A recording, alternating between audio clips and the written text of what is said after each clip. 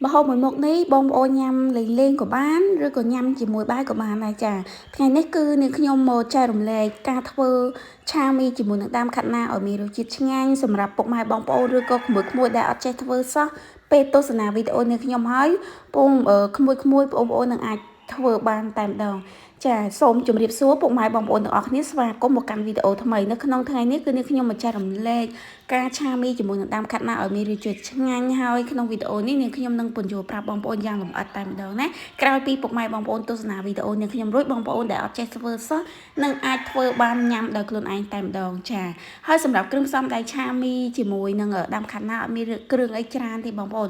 គ្រឿងដែលយើងប្រើជាប្រចាំថ្ងៃហ្នឹងមានដូចជាមីហើយនឹងដាំខាត់ណាយើងប៉ុណ្ណឹងណាចាតោះឥឡូវទៅទស្សនាទាំងអស់គ្នាហើយមុននឹងចូលការធ្វើ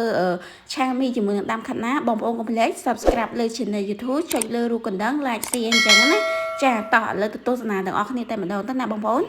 ចាជំហានដំបូងគេហ្នឹងគឺបងប្អូនធ្វើការយកមីយើងមកដាក់ត្រាំទឹកត្រជាក់យើង10នាទីចោលអញ្ចឹងណាបងប្អូនសម្រាប់មីវិញគឺបងប្អូនជ្រើសរើសមីអ្វីក៏បានដែរណាមីតសៃមូក៏បានមីតសៃធំក៏បានដែរ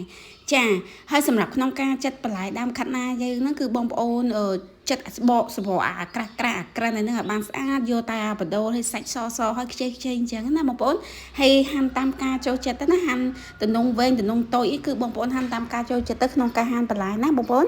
ចាហើយសម្រាប់សាច់ជ្រូកវិញក៏អញ្ចឹងដែរគឺបងប្អូនហាន់តាមការបងប្អូនញ៉ាំទៅនាងខ្ញុំគឺហាន់តាមបែបនាងខ្ញុំញ៉ាំជាប្រចាំថ្ងៃអញ្ចឹងណាហើយសម្រាប់សាច់ជ្រូកវិញបើសិនបើបងប្អូនអត់ចូលចិត្តបងប្អូនអាចដូរជាសាច់គោឬក៏សាច់មាន់ក៏បានដែរចាហើយមានដូចជាខ្ទឹមក្រហមខ្ទឹមសហើយនឹងម្ទេសបងប្អូនអាចបន្ថែមម្ទេស2 3អញ្ចឹងណាបើសិនបើបងប្អូនចូលចិត្តហឹរអីអញ្ចឹងណាចាហើយបន្តមកទៀតធ្វើការដាំទឹកក្តៅយើងឲ្យពុះហើយដាក់ដាំខាត់ណាយើងចូលណាដើមខាត់ណាហ្នឹងដាក់ចូលរួចរាល់ហើយគឺរងចាំ3នាទីណាបងប្អូនដើម្បីឲ្យខាត់ណាយើងហ្នឹងគឺឆ្អិនល្អអញ្ចឹងណាបន្តមកទៀតចាំដាក់ស្លឹកយើងជាចុងក្រោយស្លឹកដើមខាត់ណាហ្នឹងបងប្អូនព្រោះឲ្យស្លឹកយើងហ្នឹងគឺឆាប់ឆ្អិនទេចាហើយបន្តមកទៀតហ្នឹងគឺបងប្អូនសម្រាប់ចិត្តថាយកប៉ុណ្ណឹងហើយគឺបងប្អូនធ្វើការយកមកលាងទឹកត្រជាក់យើងឲ្យបានស្អាតណាបងប្អូនលាងទឹកត្រជាក់ត្រាំទឹកត្រជាក់ហ្នឹងឲ្យបានស្អាតប្រហែល3នាទី4នាទីអញ្ចឹងទៅលាង3 4 5ទឹកអញ្ចឹងណាជំរះបន្លែយើងបានស្អាតល្អអញ្ចឹងណាបងប្អូនហើយច្រងដាក់កញ្ច្រៃយើងហ្នឹងឲ្យសោះទឹកឲ្យស្ងួតទឹកបានល្អអញ្ចឹងណាចាហើយសម្រាប់មីយើងក៏អញ្ចឹងដែរណាបន្ទាប់ពីត្រាំ10នាទីរួចរាល់ហើយធ្វើការលាងទឹកលាងឲ្យបានស្អាតហើយទៅសោះវាអញ្ចឹងដូចនាងខ្ញុំអញ្ចឹងណាបងប្អូនទៅសោះដើម្បីឲ្យបែកគ្នាឃ្លៀតគ្នាអញ្ចឹងណាបន្តមកទៀតហ្នឹងគឺលាងទឹកលាងអី3 4 5ទឹកឲ្យបានស្អាតណាបងប្អូនព្រោះអីមីយើងហ្នឹងគឺថាលាងមួយទឹកគឺអត់សូវស្អាតទេនៅធំក្លិនអញ្ចឹងណាអញ្ចឹងឯងលាង3 4ទឹកទៅដើម្បីឲ្យមីយើងហ្នឹងស្អាតល្អហើយបន្តមកទៀតគឺដាក់ក្នុងកញ្ច្រែងជាមួយនឹងដាំខាត់ណាយើងឲ្យសោះទឹកបានល្អអញ្ចឹងណាបងប្អូនចាឥឡូវហ្នឹងធ្វើការយកខ្ទឹមសខ្ទឹមក្រហមម្ទេសមកបុកឲ្យបានមកល្អណាបងប្អូនហើយឥឡូវហ្នឹងគឺធ្វើការទៅលាយទឹកសុសយើងទាំងអស់គ្នាណាបងប្អូនសម្រាប់ទឹកសុសហ្នឹងមានដូចជាប្រេងខ្យងកន្លះស្លាបព្រាបាយទឹកម្ទេសចុងស្លាបព្រាបាយទឹកស៊ីអ៊ីវចុងស្លាបព្រាបាយម្សៅស៊ុបចុងស្លាបព្រាបាយប៊ីចេងចុងស្លាបព្រាបាយស្ករសកន្លះស្លាបព្រាបាយ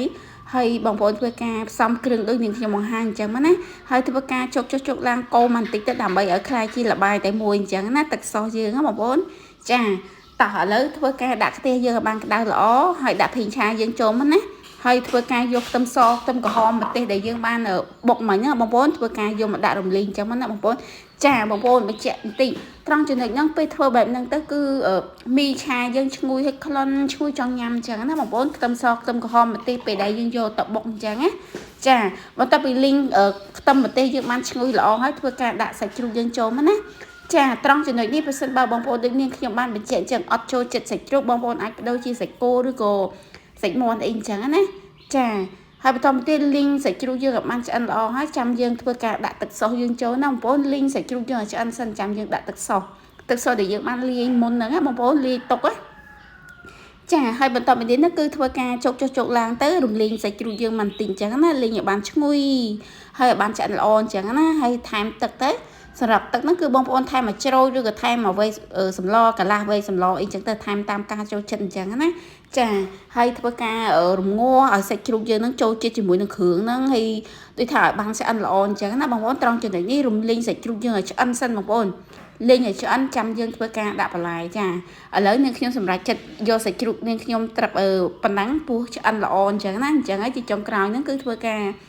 ដាក់ដើមខាត់ណាយើងចូលមកបងប្អូនហើយធ្វើការជោគចុះជោគឡើងលីងចុះលីងឡើងអញ្ចឹងណាដើម្បីឲ្យដើមខាត់ណាយើងហ្នឹងគឺចូលជាតិជាមួយនឹងគ្រឿងជាមួយនឹងសាច់ឲ្យដិតគ្នាបានល្អអញ្ចឹងណាបងប្អូនចាហើយសម្រាប់មីវិញគឺបងប្អូនញ៉ាំមីអីគឺបងប្អូនដាក់មីហ្នឹងមកណា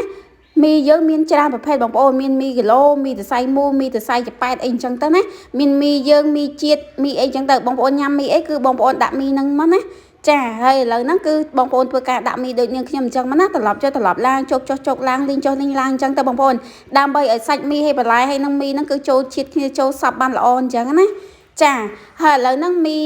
ឆាមីជាមួយនឹងដើមខាត់ណារបស់នាងខ្ញុំហ្នឹងគឺបានឆ្អិនរួចរាល់ហើយណាបងប្អូននាងខ្ញុំសង្ឃឹមថាការចែករំលែកពីរបៀបធ្វើមីឆាជាមួយនឹងដើមខាត់ណាសង្ឃឹមថាពុកម៉ែបងប្អូនពិតជាពេញចិត្តហើយប្រសិនបើបងប្អូនទាំងអស់គ្នាមានមតិយោបល់ឬក៏ចម្ងល់អ្វីអាចសរសេរ comment សួរនាងខ្ញុំនៅខាងក្រោមបានណាចាហើយនាងខ្ញុំសង្ឃឹមថាវីដេអូនៅថ្ងៃនេះផងដែរបងប្អូននឹងពេញចិត្តហើយប្រសិនបងប្អូនគិតថាវីដេអូរបស់នាងខ្ញុំមានប្រយោជន៍ដល់បងប្អូនកុំភ្លេច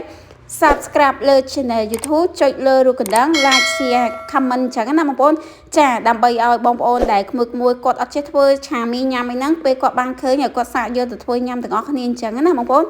ចាវីដេអូរបស់នាងខ្ញុំឈានចូលដល់ទីបញ្ចប់ហើយណាបងប្អូននាងខ្ញុំសូមអរគុណពុកម៉ែបងប្អូនទាំងអស់គ្នាដែលចំណាយពេលវេលាដែលមានតម្លៃទស្សនាវីដេអូនាងខ្ញុំពីដើមរហូតដល់ចប់នាងខ្ញុំសូមជូនពរឲ្យពុកម៉ែបងប្អូនទាំងអស់គ្នាសុខភាពល្អរស់ស៊ីទទួលទានមានបានគ្រប់ភារកិច្ចអញ្ចឹងណាបងប្អូនចាវីដេអូនាងខ្ញុំគឺដល់ទីបញ្ចប់ហើយសង្ឃឹមថាពុកម៉ែបងប្អូនពិតជាពេញចិត្តលើរូបនាងខ្ញុំដែលនាងខ្ញុំចូលចិត្តចែករំលែកនៅមុខម្ហូបខ្មែរដែលម្ហូបខ្មែរដែលនាងខ្ញុំធ្វើឡើងទទួលរសជាតិឆ្ងាញ់គឺនាងខ្ញុំអត់ຕົកយូរទេបងប្អូនគឺចែករំលែកជូនពុកម៉ែបងប្អូនតែម្ដងណាចាវីដេអូនាងខ្ញុំគឺមានតែប៉ុណ្ណឹងទេសូមអរគុណសូមជម្រាបលាចាំជួបគ្នានៅមុខម្ហូបថ្មីដែលនាងខ្ញុំធ្វើឡើងថ្មីទទួលរសជាតិឆ្ងាញ់គឺនាងខ្ញុំចែករំលែកតែម្ដងសូមជម្រាបលា